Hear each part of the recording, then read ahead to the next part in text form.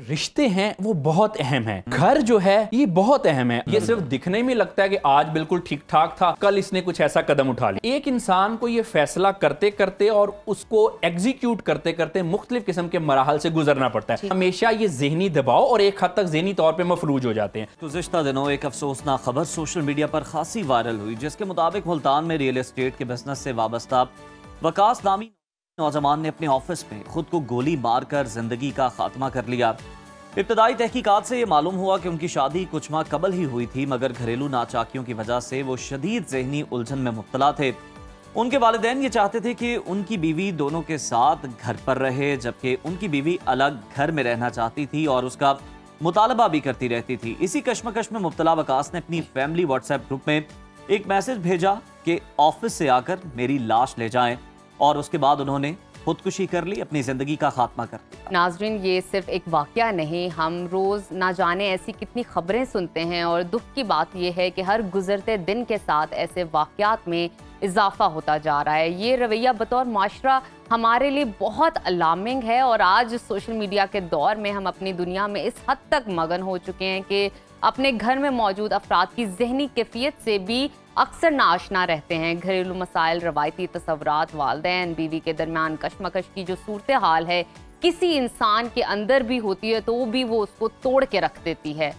Studies हमें ये बताती हैं कि पाकिस्तान में तकरीबन 34% अफराद आम जहनी तकालीफ जैसे डिप्रेशन, एंजाइटी वगैरह का शिकार हैं और 90% खुदकुशी के वाकयात की वजह भी डिप्रेशन और एंजाइटी है। ऐसे में बुनियादी सवाल ये है कि हम अपने माशरे में जहनी दबाव की शिद्दत को क्यों नहीं देख पाते और सोशल मीडिया की तेज़ रफ्तारी में हम अपने इर्द गिर्द मौजूद लोगों की जहनी कैफियत का अंदाज़ा लगाने में क्यों नाकाम रहते हैं। इन जैसे बहुत से सवालात का जवाब जो है वो जानेंगे। इन मसाइल पर बुनियादी हल पर बात करेंगे। आज हमने में दावत दी है मुल्क के मारूफ साइकोलॉजिस्ट डॉक्टर अली अजमल साहब को। डॉक्टर साहब, वेलकम टू सुनो पाकिस्तान।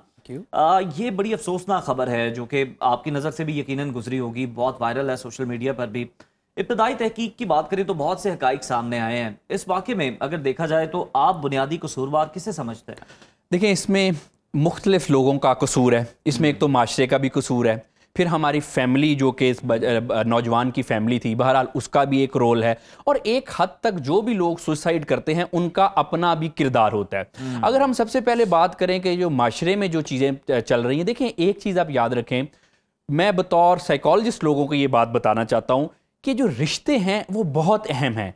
घर जो है ये बहुत अहम है। आजकल के लोग रिश्तों को और घर को इतनी अहमियत नहीं देते। देखें, घर और मकान में फ़र्क होता है। आजकल हम मकान 1, 2, 3, 4 बनाने की तगोदौ में लगे रहते हैं, लेकिन घर नहीं बना पा रहे, जिसकी वजह से बहुत सारे मसले हो रहे हैं। अब कोई भी किसी भी किस्म के ज़हनी व नफ्सियाती मसले हों या इवन के सुसाइड वगैरह की अगर हम बात करें तो ये घरेलू नाचाकी इसकी एक सबसे बड़ी वजह है। इस दुनिया में सबसे बड़ा जो दुख है ना, इस दुनिया की जो सबसे बड़ी जेल है, बल्कि दुनिया भी एक जेल है अगर आपके घर में सुकून नहीं है।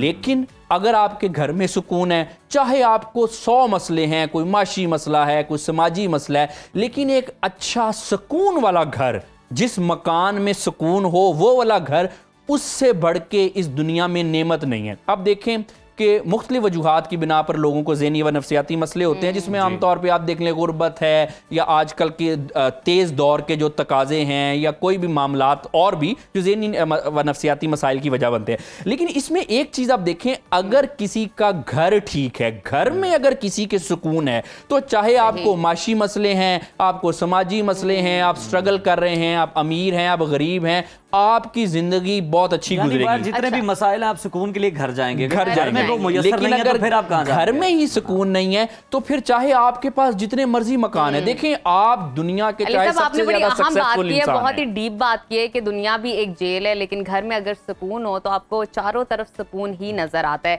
मैं आपसे जानना चाहूंगी, देखिए जहनी दबाव का आजकल हर कोई शिकार है, लेकिन वो कौन से मराहिल है जो आपको खुदकुशी की तरफ ले जाते हैं, जो आपको इतना बड़ा कदम उठाने की तरफ ले जाते हैं कि आप हर चीज भूल जाते हो और आप इस दुनिया से बस जाना चाहते हो? वो कौन से मराहिल है? मतलब जहनी दबाव से खुदकुशी का सफर जो है वो कैसे? जी बिल्कुल, ये बड़ा आपका इंपॉर्टेंट क्वेश्चन है कि कोई भी इंसान 1-2 दिन में सुसाइड नहीं करता। ये सिर्फ दिखने में लगता है कि आज बिल्कुल ठीक ठाक था, कल इसने कुछ ऐसा कदम उठा लिया।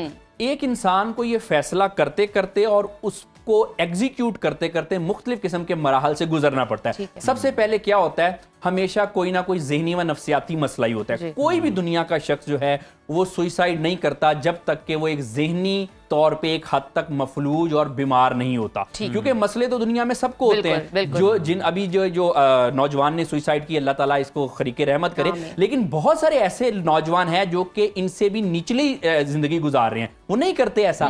तो इसमें ये एक चीज समझनी है कि हमेशा ये ज़हनी दबाव और एक हद तक ज़हनी तौर पे मफलूज हो जाते हैं। अब होता क्या है, मुश्किलें आती रही, परेशानियां आती रही, ज़हनी तौर पे बीमार हो गए।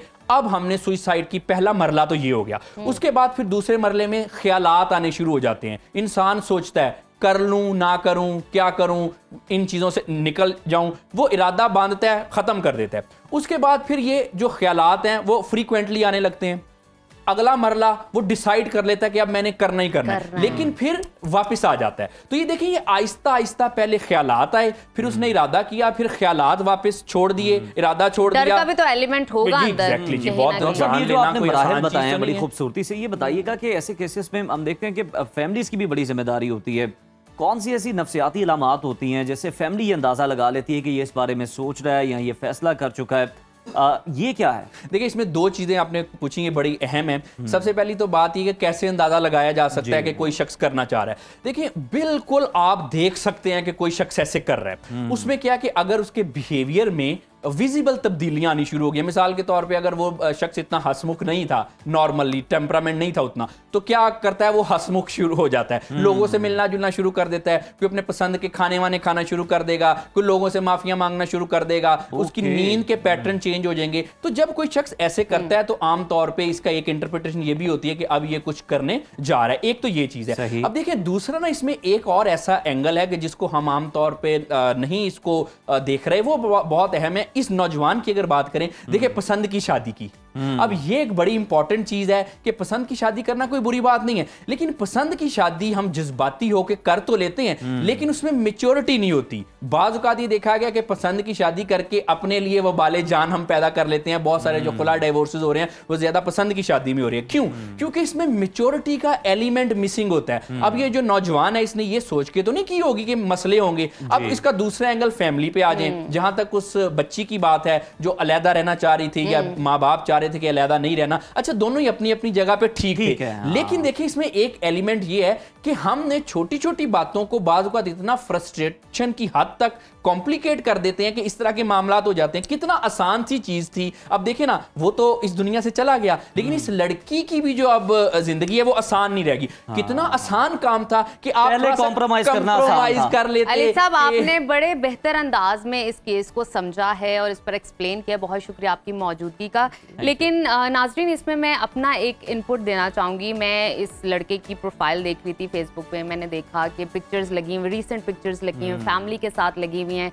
फिर कुछ टाइम पहले इन्होंने उम्रे की अदायगी भी की। एक बेहतरीन और एक सोशल आदमी नजर आया, लेकिन अगर आप शक्ल से भी देखें तो खूबरू आदमी है, खुश फेज आदमी है, पता चलता है कि सोशल है, लेकिन और रियल स्टेट से इनका ताल्लुक है। लेकिन जो मसला बना फैमिली की जानिब से बना, मियाँ बीवी की लड़ाइयाँ बनी। तो नाज़रीन, आपसे यही मेरी गुजारिश है कि आप कोशिश कीजिए कि मियाँ बीवी की जो आपस की लड़ाइयाँ हैं वो खुद से सॉर्ट कीजिए, उसमें तूल ना आने दीजिए, क्योंकि जितना तूल आता है, जितना फासला आता है, वो उतना ही सॉर्ट नहीं हो पाता। आप ये भी देखें ना, तो जिंदगी बहुत बड़ी नेमत है। ये इस तरह के मसाइल मसाइब आपकी जिंदगी का हिस्सा है, ये आते हैं, आपने इनको बेहतर अंदाज में डील करना है और आपने इस तरह इनसे हारना नहीं है।